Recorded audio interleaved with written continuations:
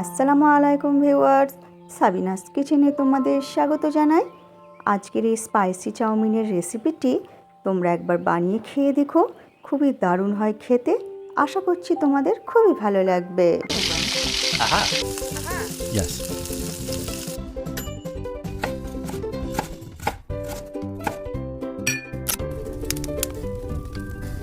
Wow!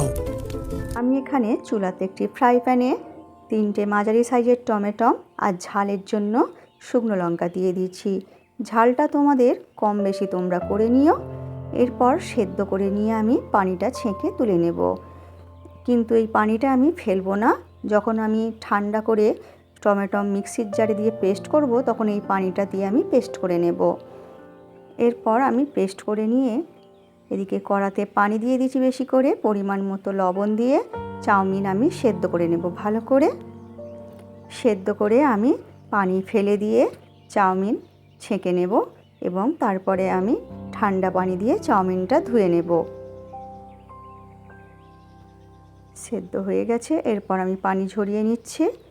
এরপর কড়াইতে আমি সাদা তেল দিয়ে দিচ্ছি, দিয়ে গরম করে এখানে 2 চামচের মতো রসুন কুচি দিয়ে দিচ্ছি।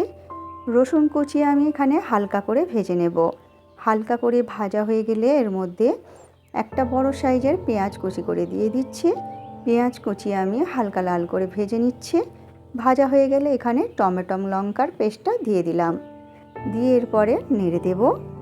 এরপর এর মধ্যে আমি পরিমাণ মতো লবণ দিয়ে দিচ্ছি। এখানে 1 চামচ আমি ধনে গুঁড়ো দিয়ে দিলাম, এখানে ভাজা ধনে গুঁড়ো ব্যবহার করেছি আমি। আর দিয়ে দিচ্ছি 1 চামচ আমি অরিগ্যানো। অরিগ্যানোটা তোমাদের কাছে থাকলে তোমরা দেবে, না হলে কোনো সমস্যা নেই। আমার কাছে ছিল, আমি দিয়েছি, খেতে ভালো লাগে। এরপর 1 চামচ সয়া সস, 2 চামচ টমেটো সস দিয়ে এরপরে মশলা আমি ভালো করে কষিয়ে নেব। নিয়ে কষানো হয়ে গেলে 2 চামচ ম্যাগি মশলা দিয়ে দিচ্ছি আমি। তোমরা এখানে ম্যাগি মশলাটা অবশ্যই দেওয়ার চেষ্টা করো, খেতেও ভালো লাগে। এরপর কষানো হয়ে গেলে ভালো করে আমি সেদ্ধ করা চাউমিনের মধ্যে দিয়ে এবারে ভালো করে নেড়ে চেড়ে ভেজে নেব।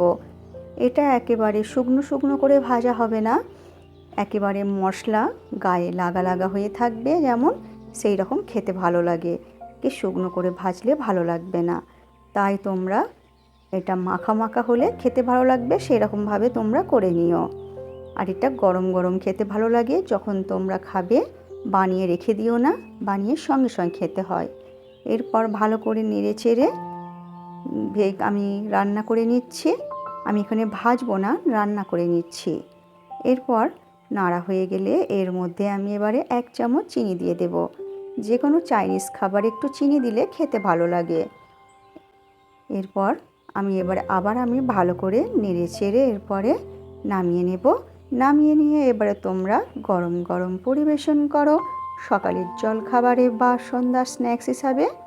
আমার রেসিপিটি তোমাদের পছন্দ হলে লাইক কমেন্ট শেয়ার করে পাশে থেকো।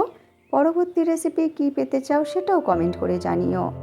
আমার রেসিপিটি ফেসবুক থেকে দেখলে ফলো করে দিও, ইউটিউব থেকে দেখলে সাবস্ক্রাইব করে পাশে থেকো।